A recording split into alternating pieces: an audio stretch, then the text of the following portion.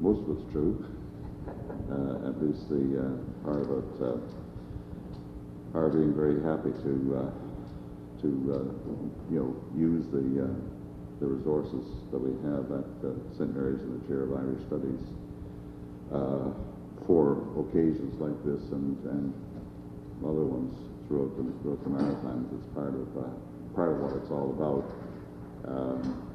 and we hope that this will go on for a long, long time. That we'll make our services available, and we have a fairly nice resource at the university in terms of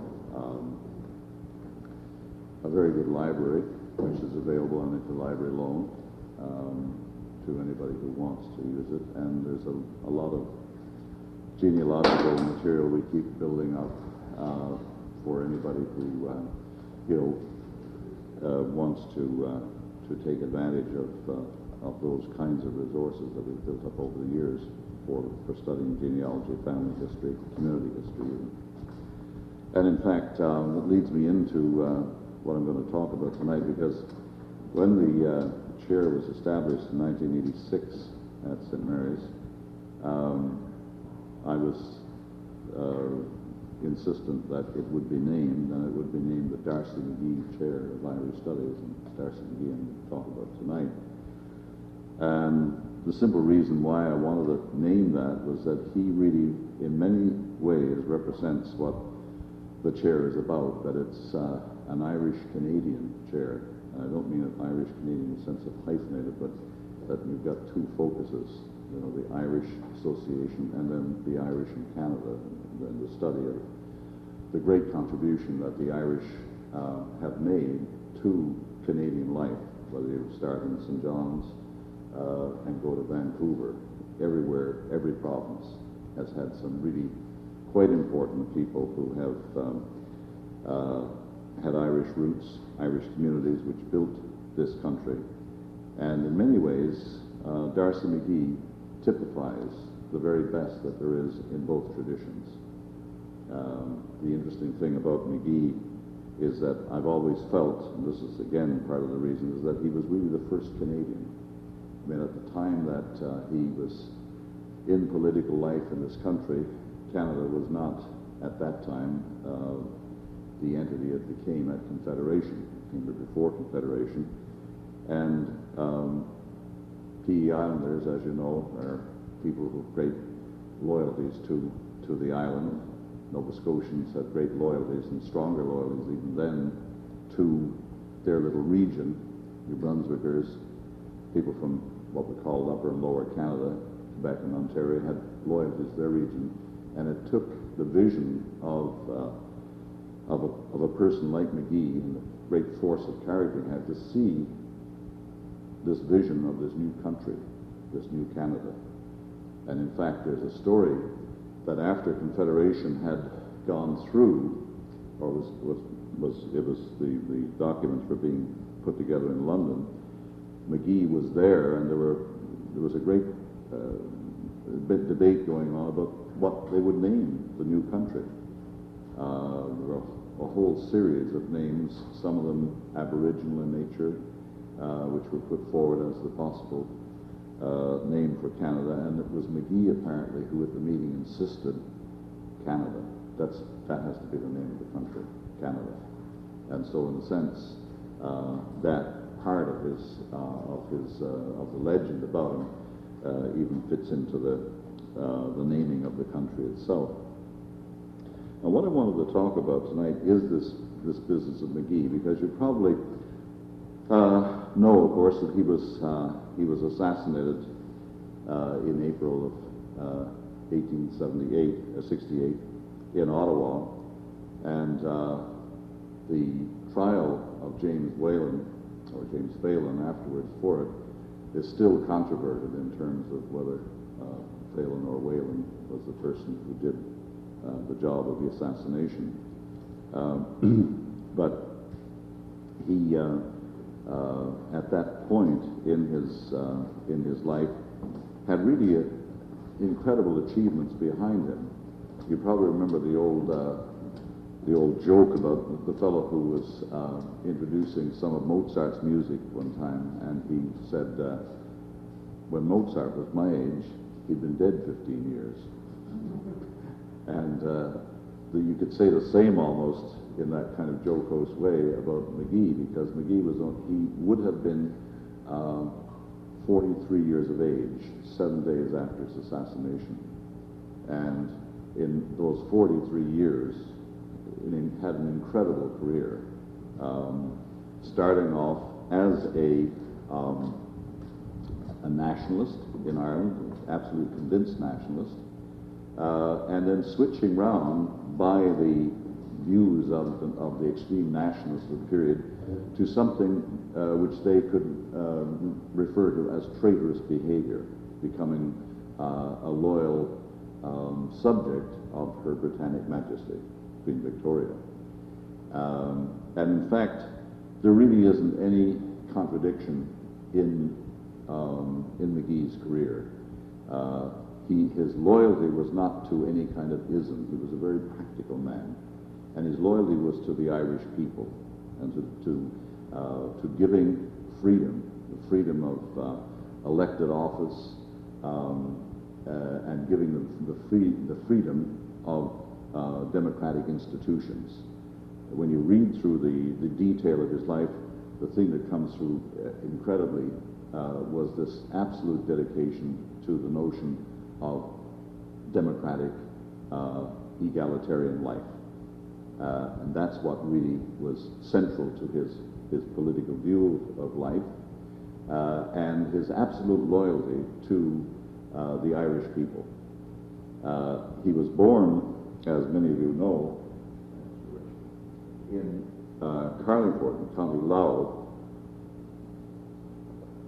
and the two families, the Darcys and the McGees, have been in that area of Carlingford and the Cooley Peninsula, which is, again, I don't want to get sidetracked, but it's the central place in Ireland of the great Táin Bó Cúailnge, the cattle raid of Cooley, which is the great Irish epic which is centered there. And Carlingford is at the end of that peninsula, a very old, lovely town. If you ever get a chance to go there, go and see it, because it's a real beauty of a place. Lots of old buildings. The old Irish mint is there from going back to the days of the Normans. And of course, the Darcys were Normans and the McGees were Irish. So he was born there, but his father was in the Coast Guard, and when he was 8 years of age, family moved to County Wexford. Now, I'm not quite sure how the Wexford connection turned into his father's going there, but his mother was from Wexford. So I don't know whether they had some connections and were able to get them to the Coast Guard down there, because she was a Morgan, Dorcas Catherine Morgan. And he says himself that it was from her that he gained, despite the fact that she died when he was just a young child, he got all of his Irish intensity and the interest in the Irish past from his mother. Now, the Morgans had a legend in their family that James Morgan had been executed for his part in the 1798 rebellion, which had happened, if you look at the dates. McGee was born in 1825, so the stories of the 1798 would be still very fresh. And of course, they went back. The father took them back to Wexford. The mother died, and when the father remarried, the story is, McGee himself told it, that he didn't get on well. His mother, the stepmother, wasn't very popular. She fitted the typical legend of the stepmother, I guess, and he decided to emigrate at 17 years of age. So he left and came to the United States in 1843, and at that time that he came, 93,000 Irish emigrated in that year, and it was the highest number of immigrants before the famine. And so he came into Boston, made a name for himself as an orator, speaker, and was invited by the editor of the Boston Pilot to join the staff of the paper. Now, the Boston Pilot at the time, and I don't want to repeat things that you already know, but the Boston Pilot was the chief organ of the Irish in New England at this time. And in fact, there's a great use that can be made of it, because for a period of about 15 years, the Boston Pilot ran on a regular basis a series of which was called Missing Friends. And if you had, say, a brother, cousin, an aunt, an uncle, or someone whom you had lost track of in the emigration streak over, you would write in there and give the details to it, and they would publish it. And you'd have, for instance, Brendan O'Grady of whatever part of Ireland, sought by his brother John, who is now living in New Hampshire, giving the town there, so giving the details, and saying when the person had come in, how they had come in. And the curious thing about the arrival of McGee in America is that he actually came in through Quebec City. And it's quite typical that he came back into Canada at the end of his life, you know. And it was really quite at the end of his life that he came into Canada, because most of his political and writing career was actually in the United States and back and forth into Ireland. So he came in 1843. He was given the job of going through the New England states as a kind of remittance man for the paper, collecting people's dues they hadn't paid for their paper. So this was just part of the job that he did, and meeting, of course, Irish immigrants all over the place. In fact, he was living at the time with his mother's sister in Providence, Rhode Island. That's where he eventually arrived from Quebec City. And so he was here for 2 years, 1843 to 1845. And in 1845, he went back to Ireland, having been offered a job with the Freeman's Journal, which was the major Irish nationalist paper in Dublin at the time. Excuse me. He was a friend of R.B. O'Brien, Reverend R.B. O'Brien, Richard Baptist O'Brien, who was the principal or president of St. Mary's College in Halifax in 1841. And in 1845, I guess on his way back to Ireland, he called into Halifax, and I have a letter of his that he published in the Boston Pilot saying that he'd visited Halifax, and he'd visited St. Mary's College, and that great and gifted divine R.B. O'Brien, his president, and so on. Rather a nice letter, and in fact, he and O'Brien corresponded through the rest of his life. O'Brien, of course, an interesting figure in his own right. I won't sort of get sidetracked into that, although I would love very much to. But O'Brien was a nationalist as well. It's difficult at this distance to be able to state so as strongly as one would like how important two people in that period, from the 1800s to the mid part of the 19th century, in Irish life were Daniel O'Connell and Father Theobald Matthew. These were two major figures in Irish life at the time. And both O'Brien and McGee were very heavily influenced by them. Now, Father Matthew he preached temperance. And to give you an idea of how effective his preaching of temperance was, that when he preached a temperance crusade in the city of Cork in the 1830s, Cork had, and this is verified by statistics, had roughly 500 murders a year.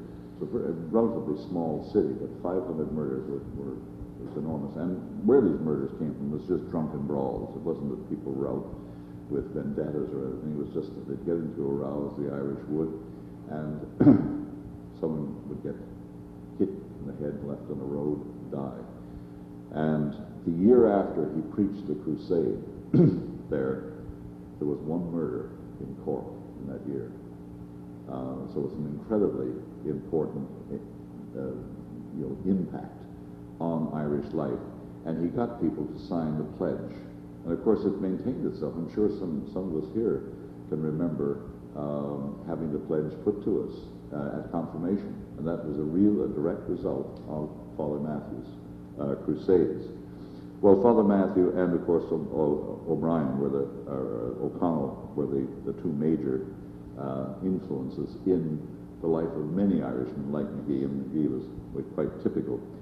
So he went back to Ireland from the United States in '45 with this offer of job at Freeman's Journal, and the Freeman's Journal sent him to London, and he was to report to there on the goings on of in the House of Commons, because O'Connell, of course, had been elected to the House and had quite a large number of Irish MPs with him by the end of the 1840s, or the end of the 30s, really. And it was immensely attractive to McGee to think that he would go and be able to hear his hero doing what he did best, talk in the House of Commons. But of course, by the time he got there, O'Connell was a sick and dying man, and he rarely turned up in the House of Commons. And McGee was there giving reports on the dullest of all dull things, the repeal of the Corn Laws. So what he did, he hardly went to the House of Commons. He spent most of his time in the British Museum, reading on Irish history, reading Irish literature, and of course not making many reports back to his newspaper. So the editor of the newspaper came over to see what the hell this fellow was doing in London, and fired him on the spot when he found him not in the House of Commons, but down in the reading room of the British Library. So he came back to Ireland in '45, and he met Charles Gavin Duffy. Now, I don't know what connection there would be with the Duffys on the island and the whole of the Monaghan, but he was a Monaghan man. And I'm sure that if you trace them back far enough, you'd find that these families were definitely connected. But Gavin Duffy became a lifelong friend of his. He was at that time editing The Nation, and he got O'Brien to write for them, not O'Brien, McGee to write for The Nation, and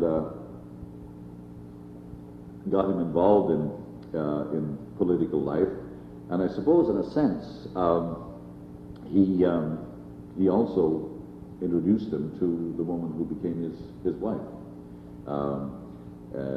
When he went there, Maria Theresa McCaffrey was one of the young women who was working there in the office. He met her and subsequently married her, and she came over to the United States on his second emigration, which took place sometime afterwards.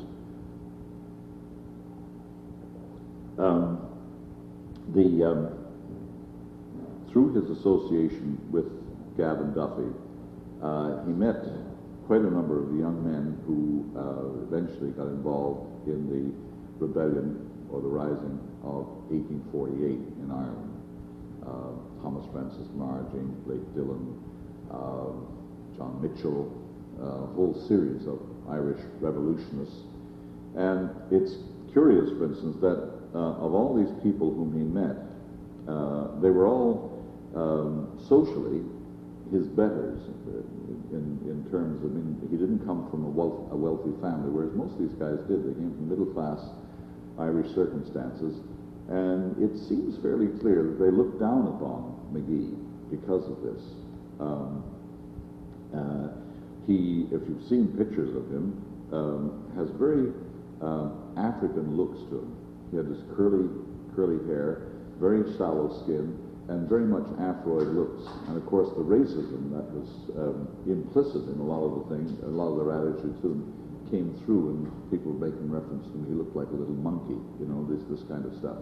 So there was that kind of animus against him on their part.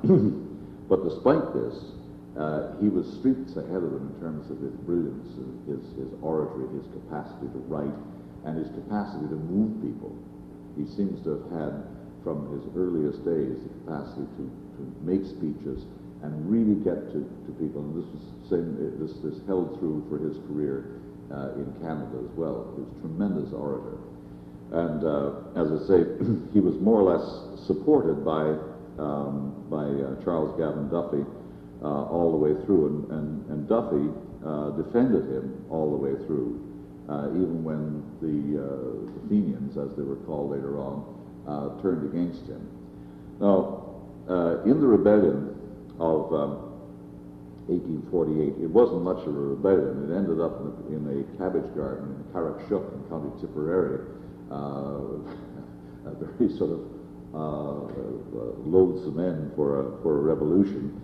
But he had been given the job of going to Scotland and trying to organize the Irish, of whom there were many in Scotland at the time, to come back and take part in a rising which was supposed to take place in the northeast, in what's now the modern area around Belfast and Larne. Well, nothing happened, and in fact, his enemies in the Fenian organization later on said he, absconded with money and all sorts of. But they're basically just stories based on this animus they had against him. The leaders of the rebellion, Marr and others, were all arrested and sentenced to deportation, and a lot of them ended up in Australia, from which they eventually came back and centered in New York, and that was the beginning of the Fenian organization in America, in the United States. After that, in October of 1848, McGee, who was on the run because they all had sentences against them, left and came to Philadelphia, and he started into the newspaper business again, started organizing amongst the Irish. And if you know anything of American history of that time, especially New York history, I don't know if any of you may have seen the recent film Gangs of New York. Has anybody seen that flick? Well, he came into that. He came into that period in American history when these the know-nothings, as they were called, these were the American nativists, and they didn't want the Irish around. It was an incredibly racist attitude towards the Irish. And if you want to, I mean, I wouldn't recommend the film. I went to it, and I was very upset when I left because it was so violent, and it gave such a vile picture of life at that time, I suppose. But in any case, it does ring fairly true in terms of the experience of the Irish coming into places like New York and Boston. They were certainly down on the bottom of the social run of things. In fact, a number of years ago, Pierre Valliere, who was a Quebec nationalist, wrote a book called The White Niggers of America, referring to the Quebecois. But in fact, that phrase, the white niggers of America, was what had been coined for the Irish. They would do work that the blacks would not do in the docks of New York. That's how far down the ranks they were when they came in. So he saw his job in America as trying to educate, because most of these people, despite the myth, were Gaelic speaking when they came in, because large sections of Ireland before the famine were heavily Gaelic speaking. And these people who came into New York or Boston, Philadelphia in the period after the famine were very largely Gaelic speaking people who were ignorant of the English language. So he started night classes. In his paper, The American Celt, he defended them against the know-nothings. He did a tremendous amount of work with them. And in this period, from say 1848 to the 1850s, he ran afoul of the church because he was still, he would write letters calling himself an avowed enemy of England. You know, he was an absolute Irish nationalist. And he, in typical fashion of the nationalists of the time, he blamed the church for its lack of support for the nationalist movement in Ireland, for causing the debacle of the 1848 rebellion. And it was made clear to him by some of the Irish in New York and Boston that his attitudes, his anti-clerical attitudes, were only fomenting and aiding and abetting the know-nothings. So he made his peace with the church eventually and became, if not a friend, at least a co-vivant with Archbishop Hughes in New York. And then in 1852, he realized that you know, the Americans, the Irish, when they came into the American cities, New York, Brooklyn, Philadelphia, Boston, that they were very much discriminated against, and that the urban life that they were living was hardly life at all.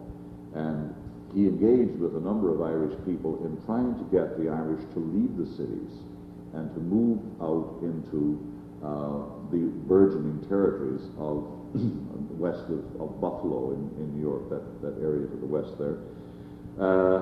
He tried several times to get that working, and it didn't seem to go. I think the church in the area, and he said this himself, that the church didn't want the Irish to move out of New York because that was their wealth moving west. But when he was in Buffalo, he came for the first time to Canada.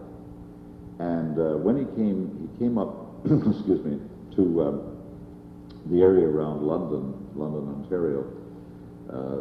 Brendan Behan said London, Ontario. Well, there's an impertinence for you. But he met Father Gordon, who was the parish priest there. Father Gordon was a Wexford man like himself, and for the first time he saw, I suppose, in some senses, the kind of Canada that even today myth has it in Europe is the reality. You know, the free life. You know, the Germans, for instance, have come to the south shore of Nova Scotia, the wide open spaces, you can buy land. He saw all of this, and it was the kind of land that a young man would be attracted to. You could go out hunting and trapping still. It was still a frontier land. So he got his first sense of what Canada was like there. Of course, he went back into the United States, back to New York and Boston, and kept up his lectures about the excuse me, about Irish literature. And he always saw, for instance, literature as one of the great bases for giving people a sense of their integrity, sense of themselves. Irish literature, and later on, for instance, when he came into Canada, he was one of the first proponents of a Canadian literature, distinctively Canadian literature. A lot of his writing talked about this. So he, and at that time, of course, he ran afoul more and more of the Fenians. Many of the Fenians, like Dillon and others, had gotten out of Van Diemen's Land and had come to New York. And Mitchell, John Mitchell, who was a brilliant but violent man, took great distaste, but great hatred of McGee for some reason. Wrote against him constantly and vilified him because McGee, he said at one time that the shame of 49 should not be there for the folly of 48, you know, and it must never happen again. And he was a defender of the Irish, but he saw quite realistically that if the Irish, whether they were coming into America, where he was then, or later on into Canada, you have to become part of this country. You have to leave behind you not your attachments to the old country, but you have to leave aside the prejudices. You've got to enter into this new society. He had a tremendous vision for life in the Americas, whether it's the United States or Canada.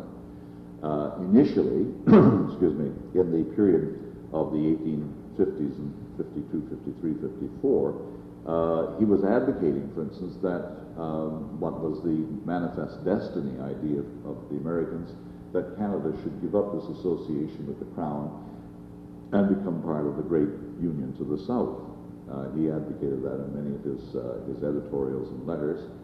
And then, of course, when he came into Canada, finally, he changed his tune. But before that happens, before he gets back into Canada, he made a visit back to the United States in a trip back to Ireland in 1855. And in that trip back to Ireland in 55, I think that was when he began to realize his life was really not in Ireland anymore. His life was over here. He met Gavin Duffy, and Gavin Duffy told him he was going to Australia. And of course, Gavin Duffy did go to Australia and became the Premier of New South Wales.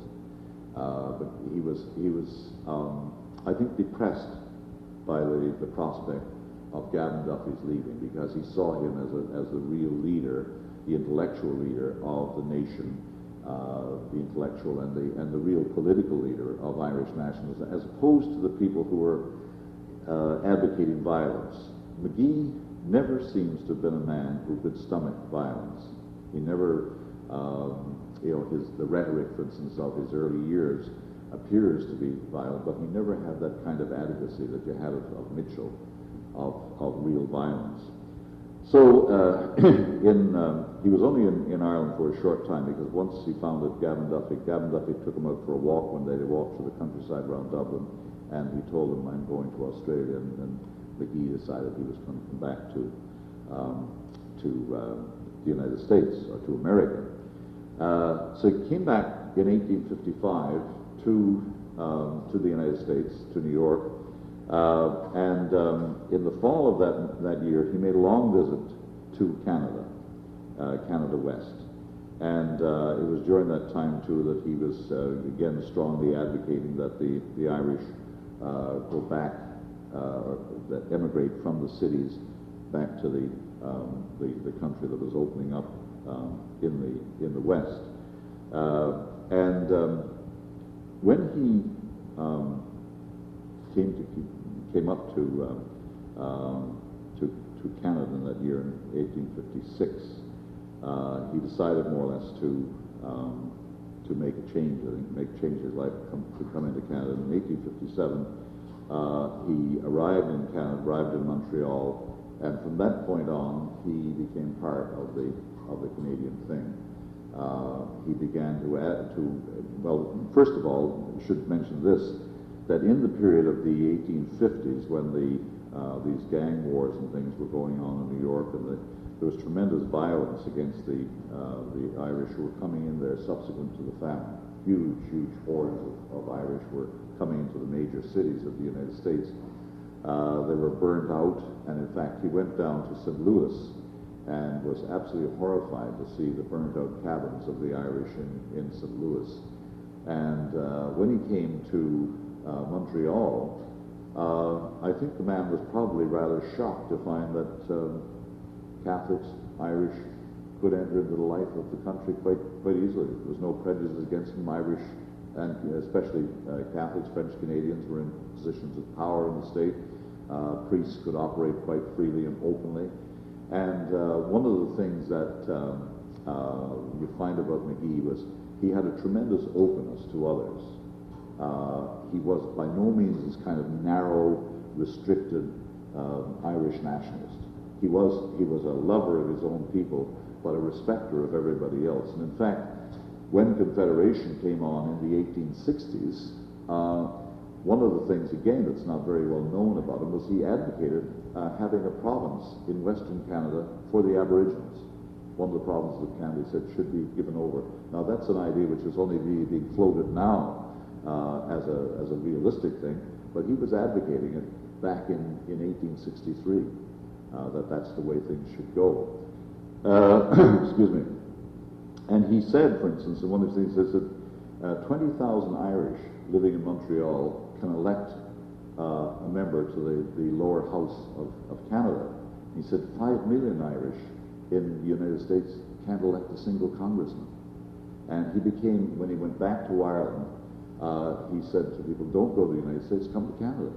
And you see that again, that infuriated the Irish nationalists who had this real hatred for England. And what his response was, if the English would do to Ireland what they've given to Canada in terms of political freedoms and things, there'd be no problem in Ireland. Because he never saw, for instance, the necessity of having an absolute separation.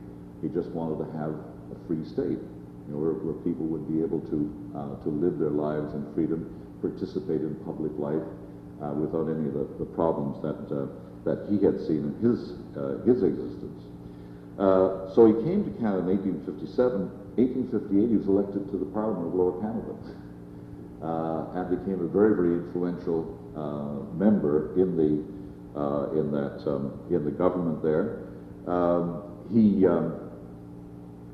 He was a member of the cabinet of the government of Lower Canada, and of course the Irish in Montreal supported him. It's believed, for instance, that in that first election he really won it because of the support of the Irish, but he ran into difficulties with the Irish in Montreal because a lot of them who were coming in were becoming influenced very strongly by the physical force men. The Irish, the Fenians, were very strongly organized in Montreal, and he was advocating the exact opposite of their policy, and of course it didn't endear him to them.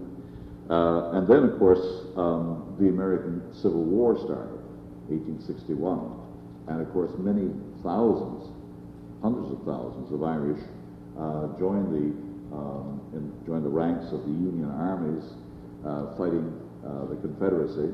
And in that war, in the Irish, or the American Civil War, Britain was on the side of or at least I shouldn't say on the side, they certainly favored the Confederacy.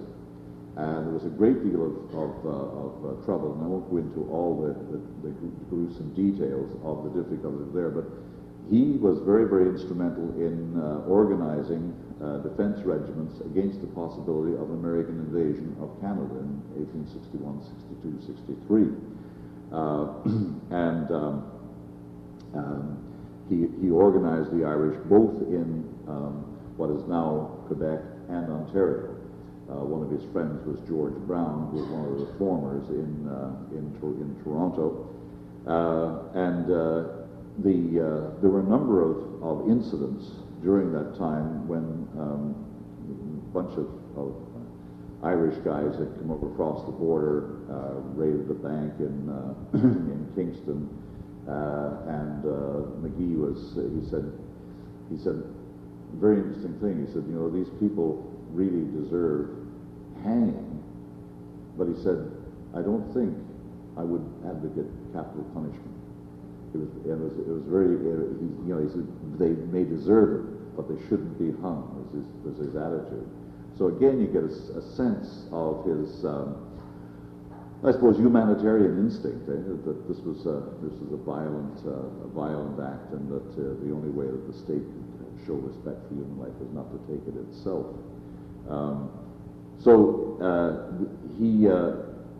He saw, for instance, that this was an opportunity to have what we call the British North American provinces joined together. There was this threat from outside, from the United States at that time, and he realized that if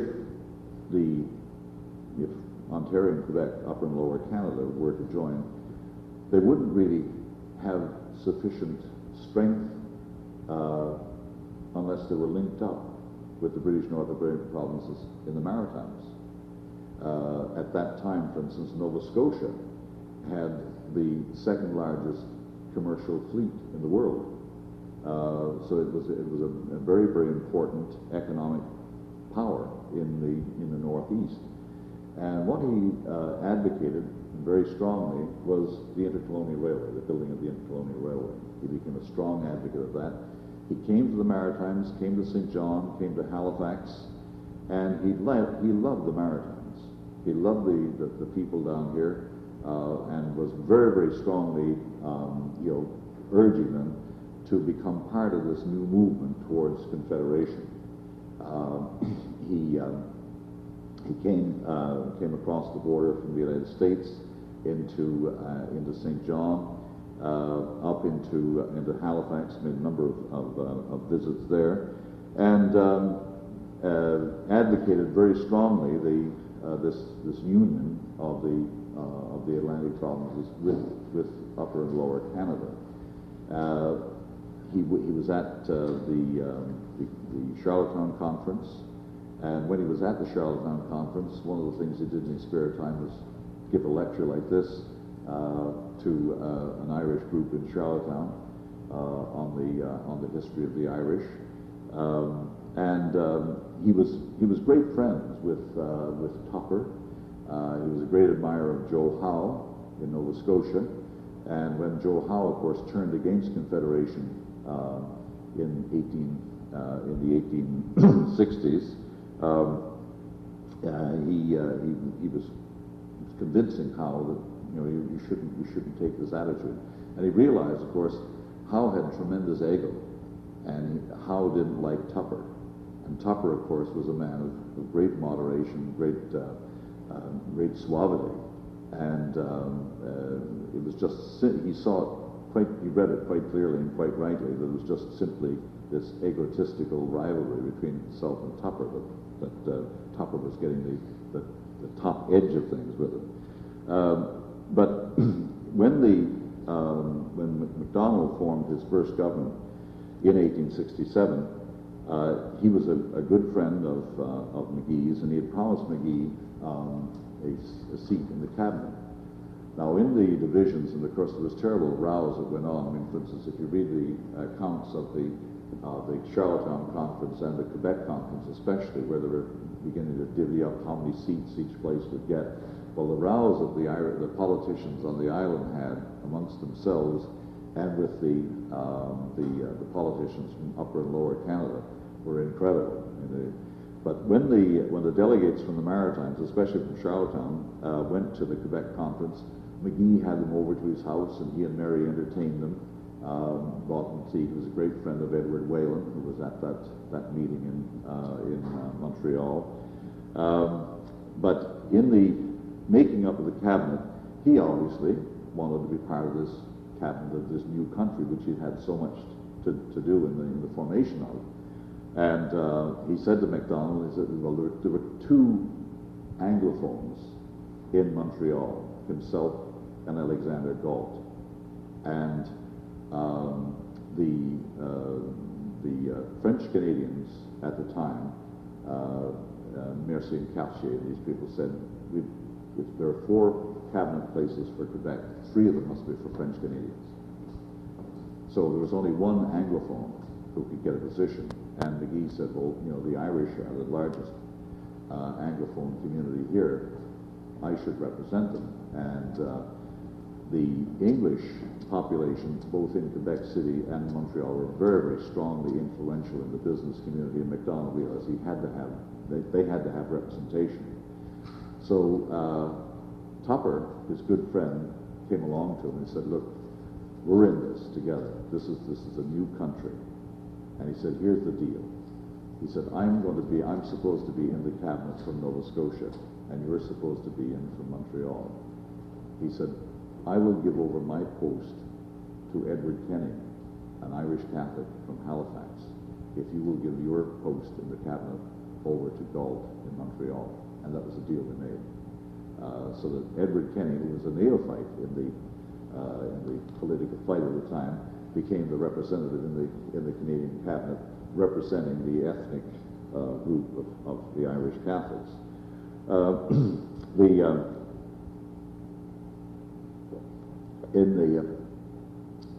I should go back a little bit on my talk here to 1865. In that year, the London conference going on, he went back. He wasn't a representative at the conference in London, but he did go there and he did talk. And the reason why he wasn't at that conference was that one of the other things he was very, very strongly representing was the idea of confessional schools, Catholic schools, separate schools. And he had as the basis for the school system the national schools of Ireland. That was the template that he used. And there were so many people, bouncing around with the thing, especially, for instance, Archbishop Connolly of Halifax. Connolly was a very, very strong advocate for Catholic schools, and MacDonald figured he was enough to deal with, because Connolly had the ear of Lord Glenelg and people in London, and in fact he was the one who really got the Catholic school charter put into that British North America Act. And it was on the basis of it legally that the Catholic separate school system about 15 years ago got full legal funding. It had been a part of the charter of the British North America Act that we would have separate schools, but it was put in such vague terminology that the Ontario Orange lodges, which were very anti-Catholic, they realized, well, we've got to do something, so they said, we give you partial funding for the schools. So for the first 100 years, more or less, of Confederation, Catholic schools or the separate school system in Ontario got about anywhere between half and 3/4 of its funding. But 15 years ago, a very clever lawyer, McGee in Toronto, said, look, we've got a completely ironclad case here. And he went to the Supreme Court, argued the case, and won. And they got full funding, although if they'd done it earlier on, God knows how the courts would have seen it at that time. But in any case, he made a trip through Europe at the time, went back to Ireland, and he made a speech in Wexford where he was seen by the nationalists anyway, by Dillon and others, as denying his Irish Republican background. Certainly the speech was one where he said, we were fools. 1848 was folly, this rebellion. So in a sense, Dillon and others saw him as calling them fools. And of course, you don't call any Irishman a fool without getting some repercussion for it. And it's believed, for instance, from that point on, that Dillon and others in the American Fenian movement decided to get him, that he had made himself in some senses a marked man. Irish for the Canadian Parliament.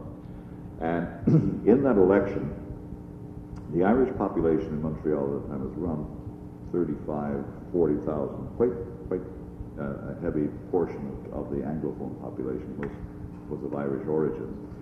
And McGee had, from the time that he had come to Canada, he always had the support of the Irish in Montreal. But gradually, the Fenians, who were in the city and had really taken over the St. Patrick's Society there, became very antagonistic to McGee because of his advocacy of the British system. And when he decided to run for Parliament,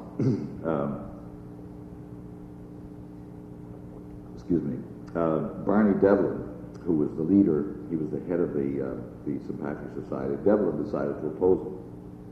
Now, McGee at that time was not as popular as he had been earlier on with the Irish. In fact, had made himself quite unpopular because of this stance they'd taken.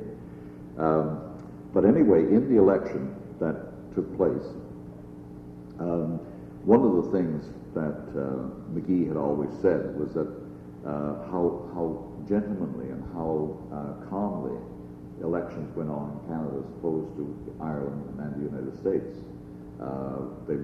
Elections in those days, as you probably know, went on for several days, and the voting took place, and it was always done. There was no drinking. It was not, we didn't have these rows and so on. But McGee probably, not McGee, but Devlin probably recognized that he was going to lose the election to McGee, despite the fact that McGee wasn't very popular in the Irish community. He still was very, very popular in Montreal, and they raided. There was a lot of violence. It was a terribly violent election, And in fact, the night of the election itself, when McGee was declared the winner, Barney's boys, as they call them, these tough guys, like you see, for instance, in gangs of New York, they raided his headquarters and they beat the hell of a number of people. And it was pretty clear to a number of McGee's supporters that they were really after him. They'd come to kill him.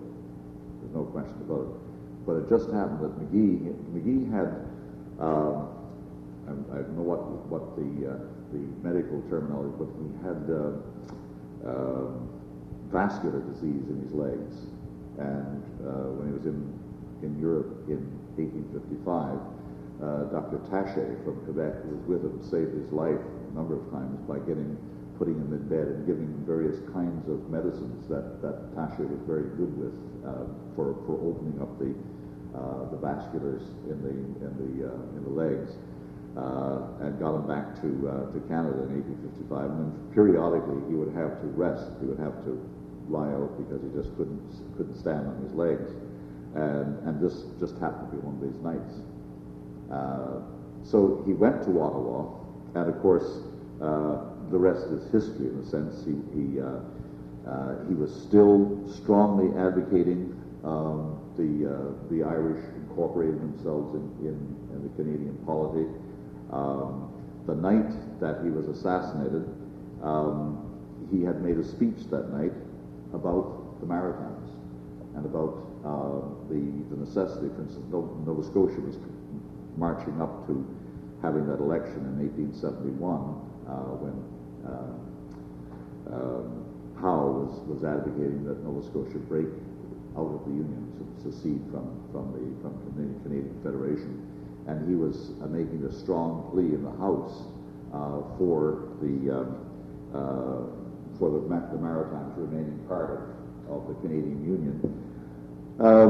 One of the people who was part of this entourage of I guess, Irish nationalists in Montreal who were opposed and very violently opposed to McGee and what he stood for was Patrick Whalen. It was known, for instance, that he had made threats against McGee. There was a detective from the United States who had overheard a conversation where this man, he went by several names, he had these various aliases, and he had overheard him saying that he would get McGee. He had a revolver. He boasted of the kinds of things he was going to do to McGee, and of course these guys were egging him on, and he came back and forth between, because there's not a big deal, a big lot of territory between Montreal and Ottawa, so he was coming back and forth, as were a number of nationalists at that time, coming back and forth to Montreal, to the Parliament in Ottawa, then back to Montreal during that year, I guess, leading up to McGee's assassination, and McGee went home to Montreal after Parliament recessed in 1867.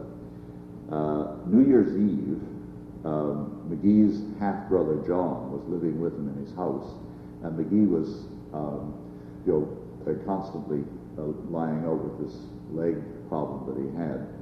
And on New Year's Eve, Whalen and two others came to McGee's house, knocked on the door, and John McGee went to the door, and they said, this man Whalen said he had to see Darcy McGee.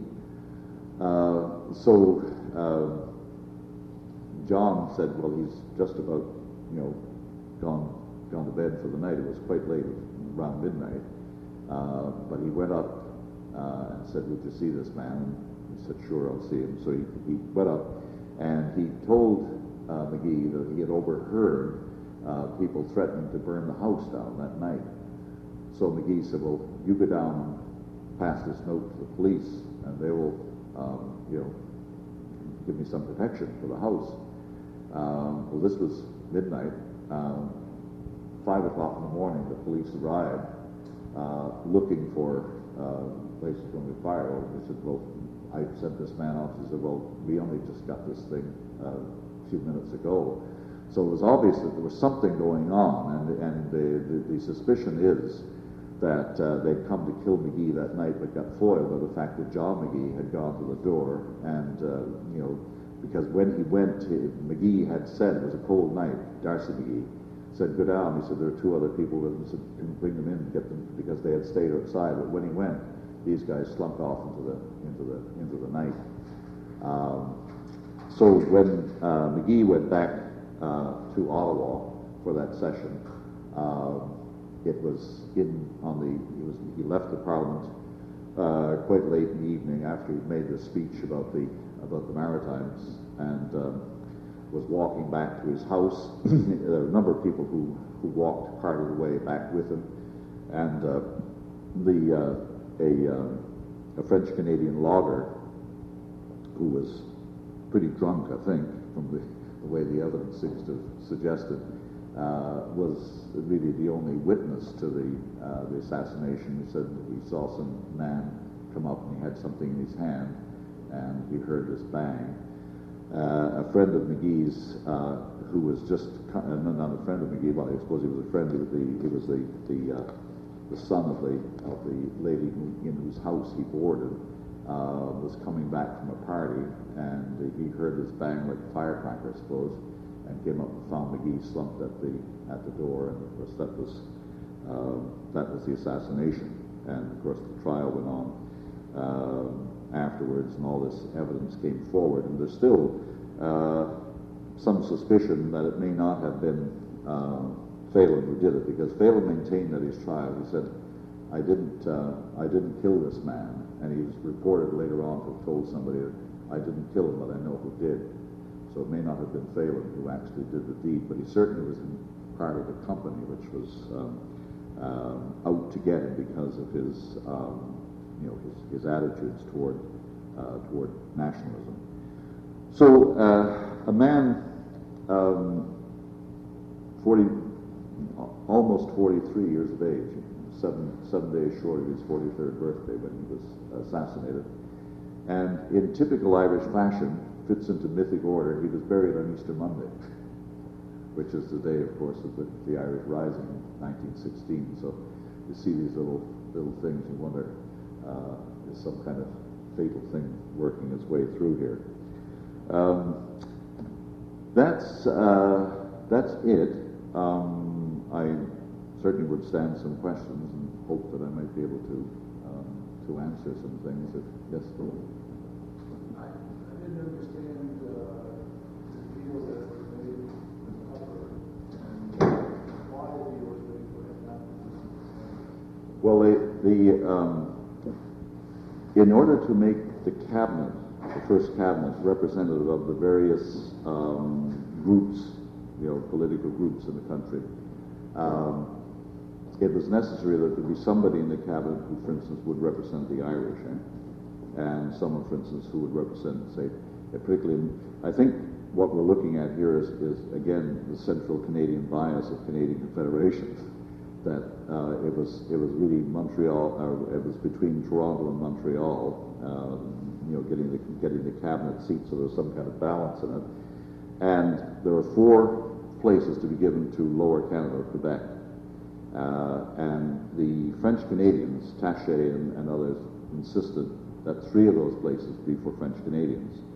And McGee, who was a great friend of Macdonald's, Macdonald had actually promised him post in cabinet, so he insisted on getting his post in cabinet. Macdonald said, I've got to represent the English Protestant group in Montreal. They're too powerful, just can't simply ignore them. I'll have to put Galt in the cabinet. Now, Galt and McGee weren't the greatest of friends. I think it was part of a personal thing there as well, that he was chosen, that Galt was chosen over McGee. But he and Tupper were great friends, McGee and Tupper. And so Tupper realized there was a really quite serious impasse going to come up here. Now, Tupper had been promised by Macdonald position from Nova Scotia. He would be one of the Nova Scotia cabinet ministers. So Tupper came to McGee and he said, look, I'm willing to give over to the other man who was elected for Halifax, Edward Kenny, Irish Catholic, and he will represent Irish Catholics in the cabinet, rather than you, and I'll give my position over to him if you will give over your post to Galt. And that was how they made the arrangement. So the Tupper, it was a really magnanimous gesture on his part, and similarly of McGee when he put it to McGee said yes, I'll agree to it. And Edward Kenny, of course, became the representative in the cabinet from Nova Scotia, but also representing Irish Catholic interests for the new country. I don't know if does that explain it to you? When you first told, I didn't know who all the He's were. Ah, yes, okay. The He's. Now it seems.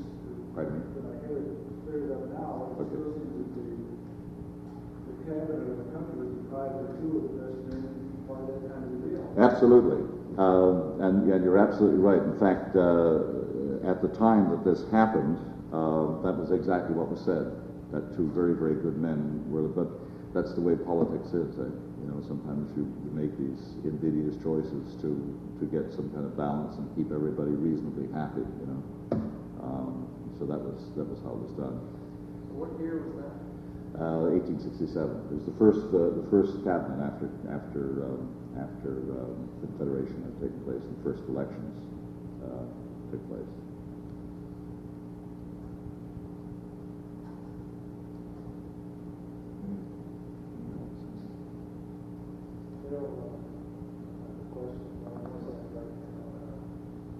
Edward Whalen, the past president of the society, was building is named after him. Can you tell us anything more about the relationship between the Whalen? Not a great deal, aside from the fact that when the island delegates went to Montreal to Quebec for the Quebec conference, McGee invited, I think it was Pope and MacDonald and Whalen to come back to visit him after the conference over, come down to Montreal, and he gave a kind of a fake garden party thing there, and Whalen was one of the people whom he spoke very, very highly of, had a very, very high regard for Whalen, because Whalen was in fact like himself an Irishman who was a liberal and who was a reformer and who advocated Confederation. He was a very, very strong advocate for Confederation on the island. So on a number of grounds they would have had, and Whalen, of course, was, as you probably know, a very, very strong proponent of his views. He was a newspaper man himself, as McGee was. McGee had run, I think by the end of his life, run about five newspapers, founded 5 newspapers, and had worked on 2 or 3 others, you know. And newspapers at the time, of course, were I suppose, what TV broadcasting is today. They were the organs by which people communicated their ideas and argued things out.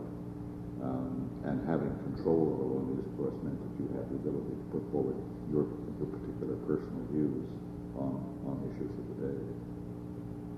But other than the fact that he was an admirer of Whalen, I don't know how deep the relationship would have been. No correspondence between them. There's not a lot of McGee's papers that have survived. You know, see, a lot of stuff has survived of his. You know, for instance, because he was such a prolific writer. I mean, there's literally thousands of words of print from when he came to the United States first to the end of his days.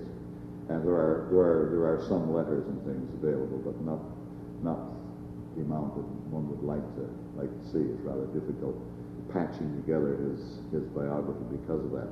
But other people, like Gavin Duffy, there are a number of letters of Gavin Duffy's about McGee and how much he admired him, this sort of thing.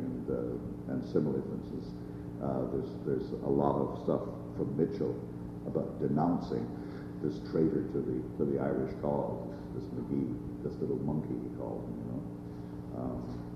He was a pretty savage man, was Mitchell. I think he would be quite unpleasant.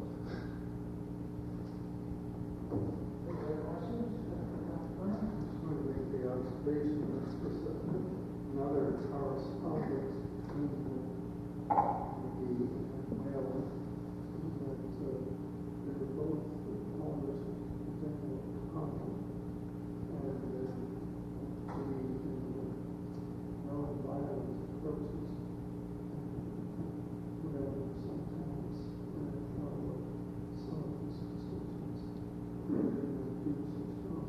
Yeah. Yeah, he was, McGee was all his life, I suppose, almost an adorer of O'Connell. I mean, O'Connell was his god. There's no question about it.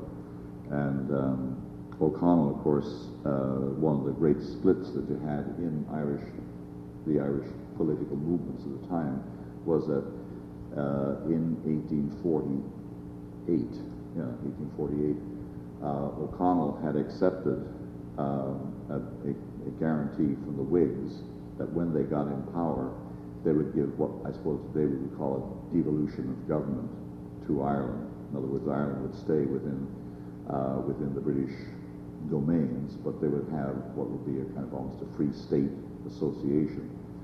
And that went against what O'Connell had always been advocating, which was the repeal of the Union.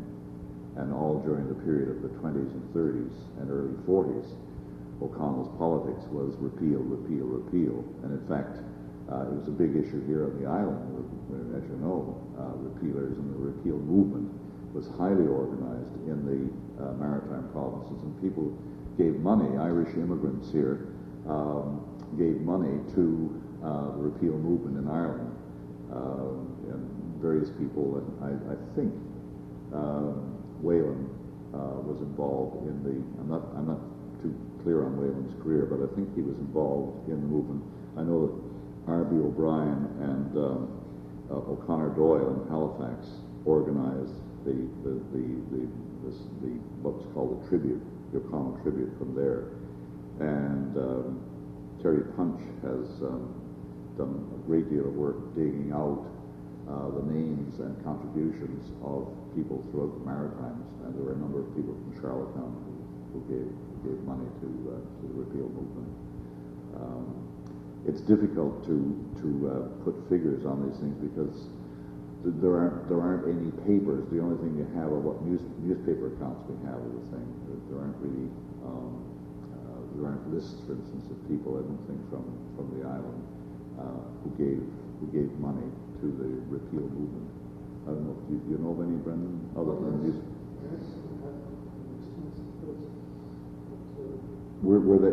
Are they extant documents, or are they from newspapers? There was a list that appeared in the Island magazine a couple of years ago. I didn't give amounts. I mean, there were people who attended the meetings, the repeal meetings, like up in Crapo and various areas of the island. But would these be, as I say, would the names be taken from newspaper accounts? There were lists of names of people who attended.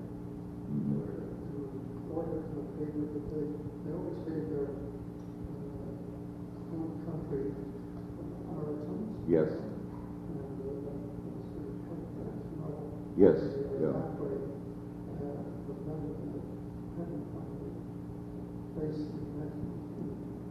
The island, you could also locate them that way. Sure. So that it was at St. Peter's, and the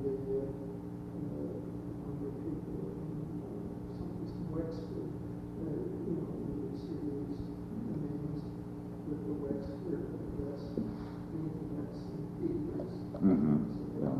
Yeah.